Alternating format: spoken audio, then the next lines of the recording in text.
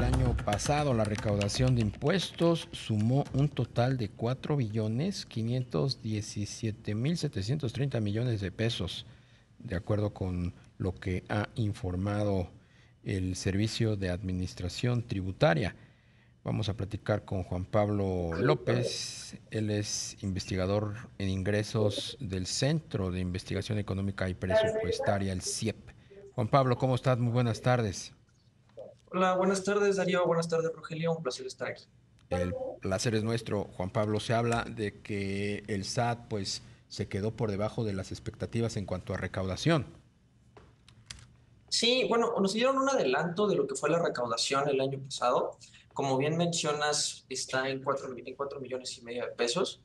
Y aquí hay que rescatar varias cosas. Lo primero es que sí es mayor a lo que se observó en 2022, pero hay dos cosas con las que sería muy interesante contrastarla.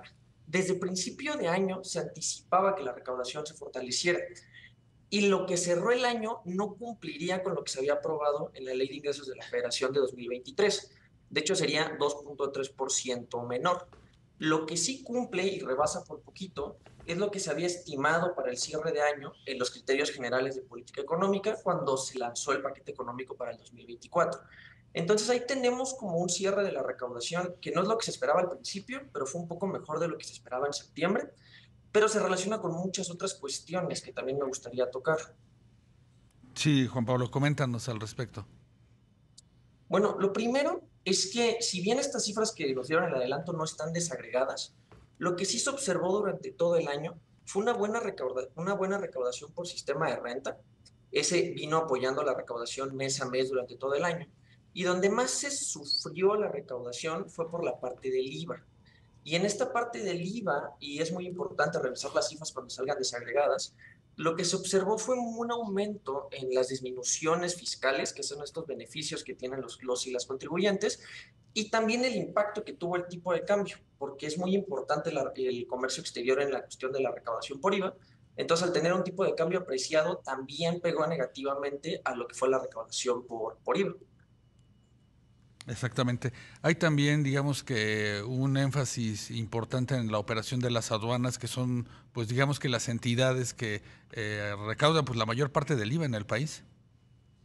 Sí, ahí fue como te comentaba este choque de lo que fue el tipo de cambio y que afectó en términos generales a la recaudación y mermó lo que había sido una buena recaudación por ISR.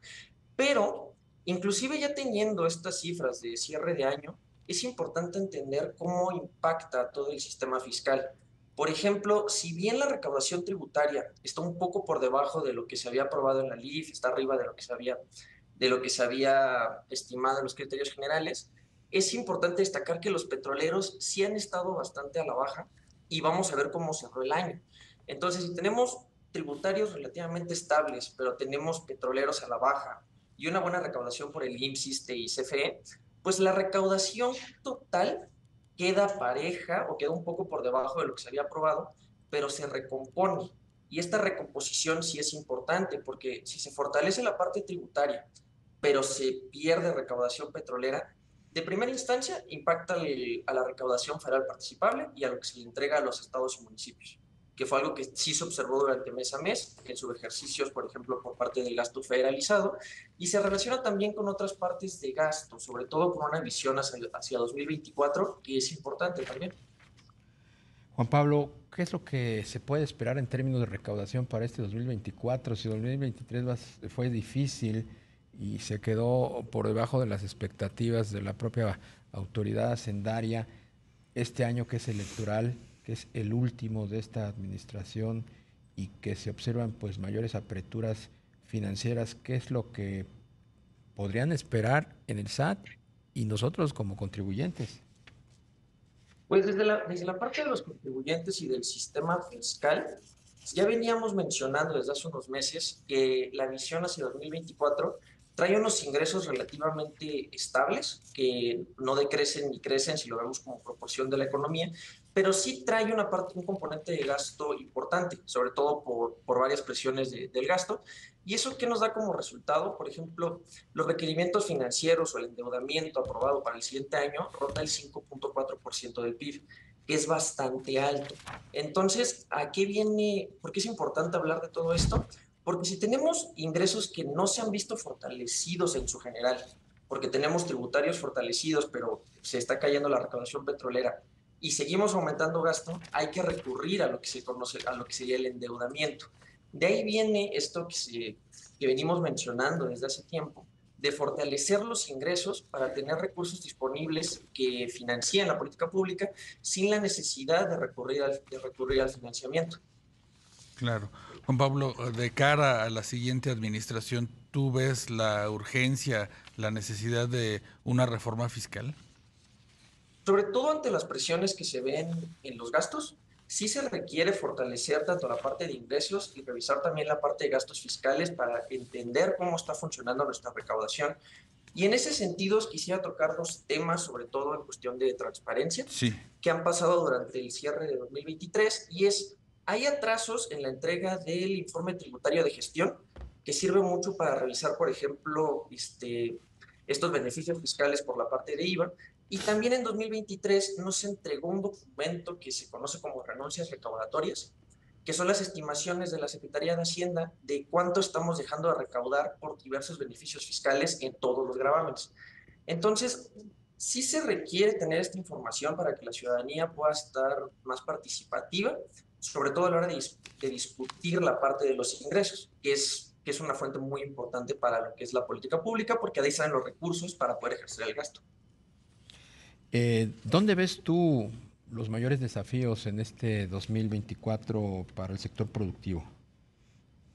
¿Me repites la pregunta, por favor? Sí, ¿dónde ves tú las oportunidades y los principales desafíos que en materia fiscal pueden implicar para el sector productivo en este 2024?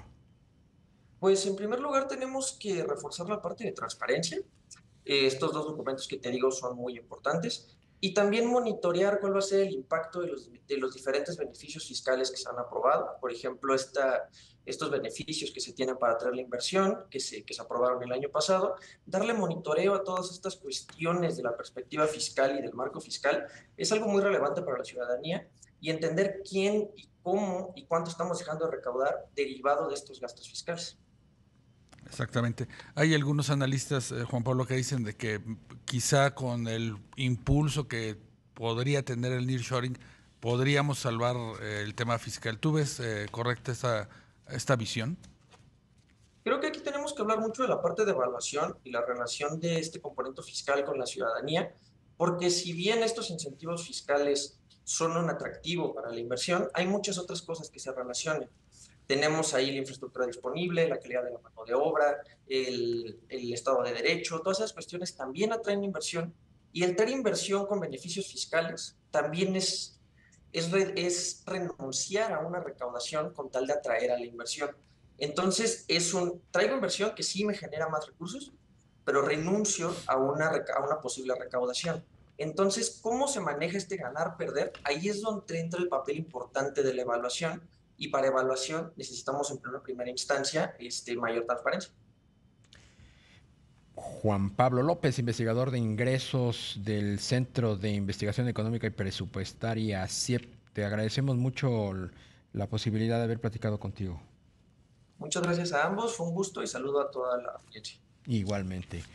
La edición